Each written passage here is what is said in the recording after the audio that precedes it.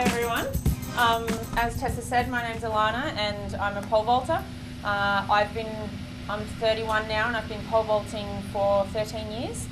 So I started the event quite late, but just like many of you guys here, I was a keen athlete as a youngster. I did athletics all through primary school and joined Little Athletics at age 12.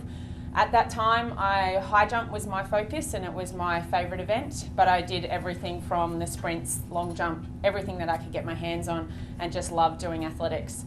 I guess I come from a little bit of a unique family background. Both of my parents are Olympians and Commonwealth Games gold medalists. My dad was a pole vaulter and my mum was a sprinter, 1 to 400 metres, but probably 200 metre specialist.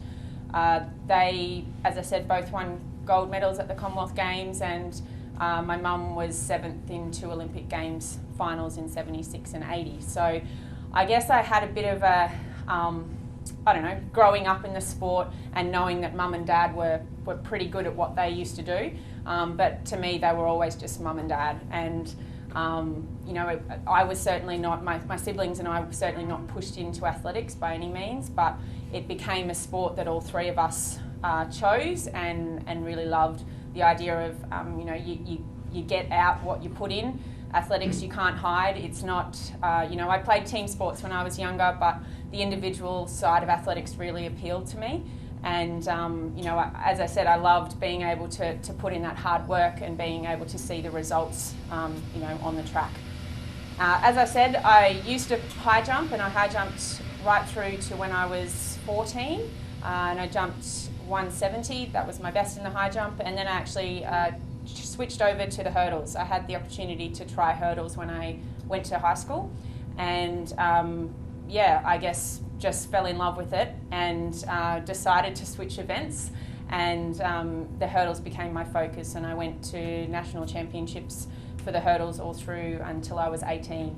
Unfortunately, I had a few injuries, foot injuries, and it was kind of at that time that I had the chance to try pole vault. I'm originally from the Sunshine Coast, and before the 2000 Olympic Games, they built the track out at the university there, and pole vault pit, some poles were bought, and my dad said to my brother and sister and I one day, how did you guys, do you want to have a swing on a pole? And he hadn't picked up a pole in, I don't know, maybe 25 years or 20 years or something, and didn't really know how to coach the event, and just kind of said, oh, hold it like this and run in and have a go. And that's definitely not how you guys who will be pole vaulting today will be what we're doing.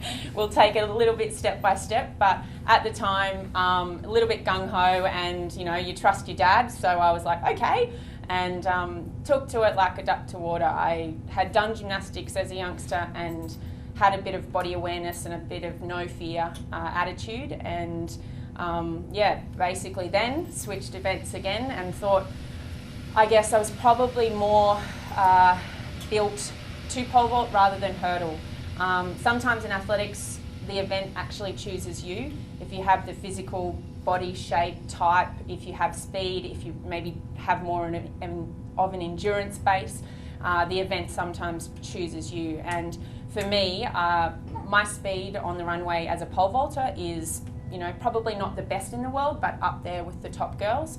But it was never going to be fast enough to be a great 100 metre hurdler. The hurdles are so low and you have to be able to run 11 seconds over the hurdles to be one of the best in the world. And so I guess for me the pole vault became, obviously my event and something that I've worked really hard on over the years.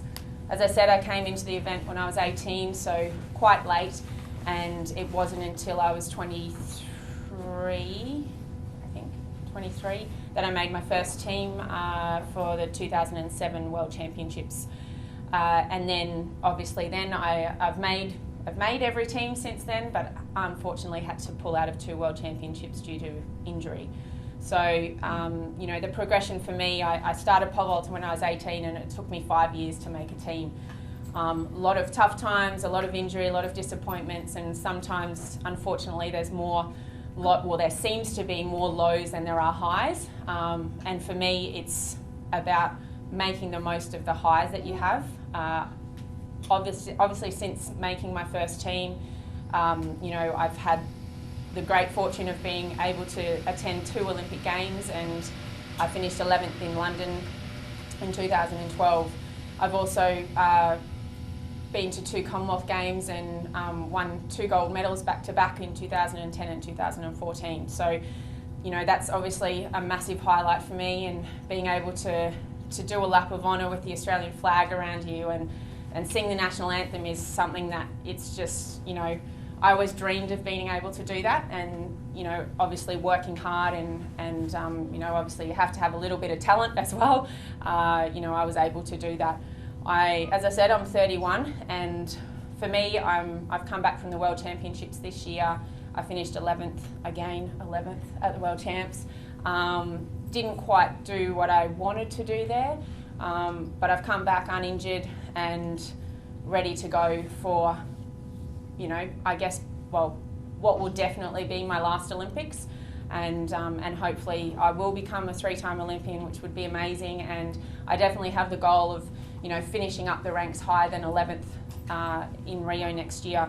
But obviously it's, you know, it's an Olympic year and everyone steps up, so I'm definitely going to be putting it all in for that. As I said, I've just come back from the World Championships. I've had a break, which has been really important for me and really important as an athlete to know that you need to recover. So you can put in all the training that you want, but if you just keep training and training and training and training, eventually your body is going to break down. And, you know, I guess as I get older, I definitely realise that I do need to make sure that I'm doing my ice baths, I'm doing my stretching, and I'm having those days off when I need it to make sure that my body is regenerating. So, yeah, I'm back into training and I'm looking forward to the season that is coming up. But like you guys here, I remember as a kid going to clinics like this and being coached by, I'm going to mention some people that you won't even know, but Paul DiBella and different athletes that, you know, were my idols when I was coming through athletics, and Melinda Gainsford, Kathy Freeman, those type of people. So hopefully today the 3 of us can give you a bit of an insight to what it takes to be, you know, the best that you can be, and at whatever level that is. And, you know, we each have our individual goals of what we want to achieve in our year, whether that be making the regional championships, making the states, making nationals, winning a medal, whatever it might be. You have those goals for yourself, and the best thing that you can do is make sure that you tick every box and you put in 100%, and then you can know at the end of the day that you have absolutely done everything that you could do to get the best result. And that's what the 3 of us are doing every day with our training. So please feel free to come up to us and chat to us and ask us as many questions as you want. We do have a lot of experience and a lot of knowledge in obviously different events, and you know, we don't bite either, so please feel free to come and talk to us. Does anyone have any questions for me at the moment? Don't be shy. About, I don't know, anything. What do I eat? What do I like to do on the weekend? Does anyone have any questions? Yes, Matt? When did you win your first national medal in pole vault? In the pole vault? I think actually my first year I won silver at the Australian Uni Games after 6 months after starting. So that was kind of my first medal, I guess. Yep. I just want to know what your PB was. My PB in the pole vault is 476, which is the Australian record. And last season, or the season just gone, I jumped 465, and hopefully I can better that personal best, and it'd be nice to jump up into, you know, 480 and whatnot would be yeah, amazing. Yep. What do you do with your diet? Anything special? I wouldn't say it's special. I don't have a strict regime of what I can't eat this, I can't eat that. But I definitely do really make sure that I'm getting enough food and enough carbs and protein for recovery and building muscle. So for me, after my weight sessions, I definitely have some type of protein. So whether that be a protein shake or something like that. Because you want to regenerate the muscles and build muscle from doing that weight session and recover. And after any training, obviously sometimes you might do a hard running session and feel a bit ill after the session, but within half an hour, I do make sure that I do have some type of food, whether it's a sandwich or a muesli bar or a banana or something like that. But I guess in terms of, I don't necessarily, like, I love ice cream, love it. I love sweet food, but it is something that I have to sometimes be like, no, I'm not having ice cream. But if occasionally I want it, I don't also deprive myself from it, because I feel like as well that, obviously I'm not going to go and eat some chocolate or some ice cream right before a training session, but if I want to have a little bit for dessert one night, I also don't deprive myself of that all the time. There are times in the season where I can be a little bit less strict on myself, and that time is probably now, before the Australian season starts early January. But basically for me, having a balanced diet and eating, eating to make sure I'm recovering and eating to make sure I'm fueling my body well for the session that I need is the main thing for me. And can I just ask, for a training session, what is that? I know it'll change, but Yep. what does it basically involve? Yep. So for my event, it's really good. I love the variety that I have with my training. So obviously in the pole vault, I have to actually jump. So I do 2 to 3 sessions a week, pole vaulting, and that can range from, we have a platform where I run four steps downhill, quite a steep hill, that I can get onto the poles that I would jump off a full run up. So I have that same speed because I'm running downhill. Basically allows me to do more jumps because I don't have to load my body as much, and it allows me to work on more the aerials of the technique of the jump. And then I also do some shorter run-up stuff, so maybe stuff of 8 or 10 steps and then out to my full run-up, which is 16 steps. So they're my pole vault sessions, and I'll do stuff over a bar and just working on the takeoff or whatever it might be. I do running sessions where, probably with injuries that I've had, I try to stay on a straight.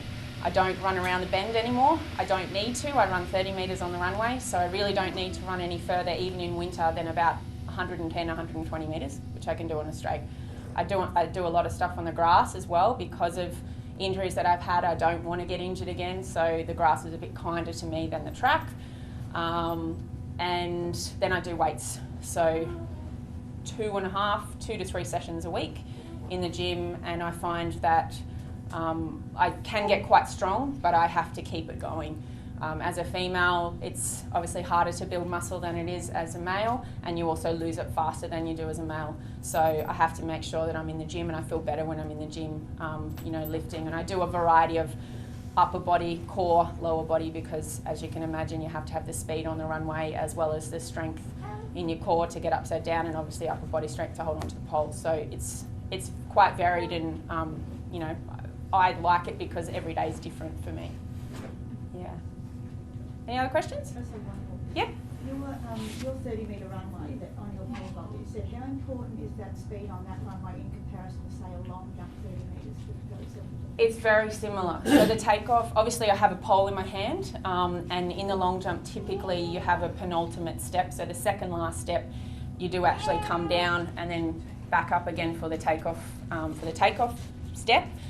Similar in pole vault, probably not as obvious penultimate, but it's the same. You have to build the run so that you're accelerating into the takeoff, just like you build the run and accelerate into the board.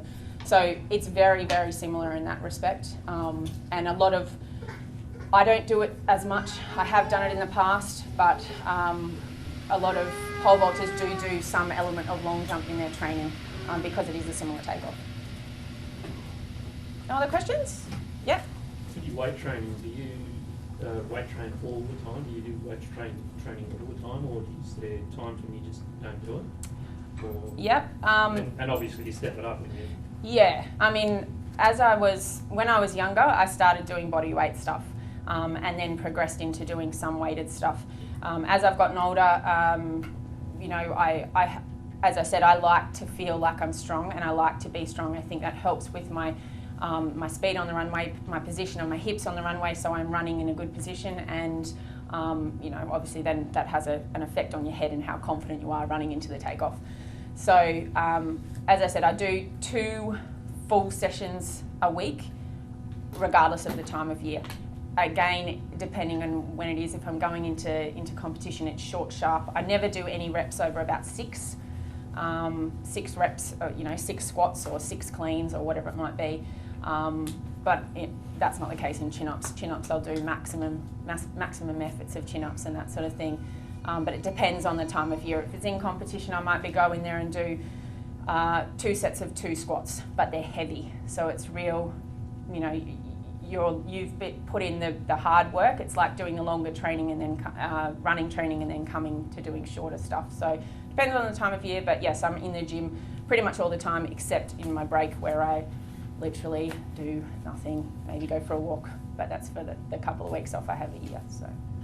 Do you coach yourself or do you get advice from other people? My dad is my coach. And I also work with Chris Scavilio, who's a head of strength and conditioning here at the QAS. So he writes my gym program. I live up the Sunshine Coast, and that's where my dad lives. But I'm down here usually 1 to 2 days a week, and I check in with Chris, do one of my weight sessions with Chris, and then I have my partner that actually does he's my little training buddy up the coast for gym 1 day a week. And then, yeah, like there's a few other pole vaulters that my dad coaches that we sometimes cross over sessions, but sometimes it is a little bit lonely. You are doing a lot of stuff on your own, and it is one of those sports that unfortunately that's how it is sometimes, and you have to be really internally motivated to get through those tough training periods. Yeah. How long is one training session for you? Pole vault sessions take quite a while because you know, you're not just running continuously, so you're running flat out for maybe 20 metres to do a 10-step jump. And what I'll do is I'll jump and I'll come over, not all the time, but I'll come over and my dad films most of my jumps so that I can have a look on playback, slow it down and see, oh, you know, my plant was a bit low here, it needed to be higher, or I didn't get back fast enough or something like that, or it was a bit messy over the bar, and I can have a look at it and we can go, okay, well, what do I need to do on the next one? So that obviously takes time, and obviously unpacking the pole vault pits sometimes takes time as well. So I can be out there for a pole vault session for 2.5 hours from when I warm up to when I finish, but I'm not continuously running the whole time. I'll have a break for a couple of minutes and then go and do another jump. So, yeah.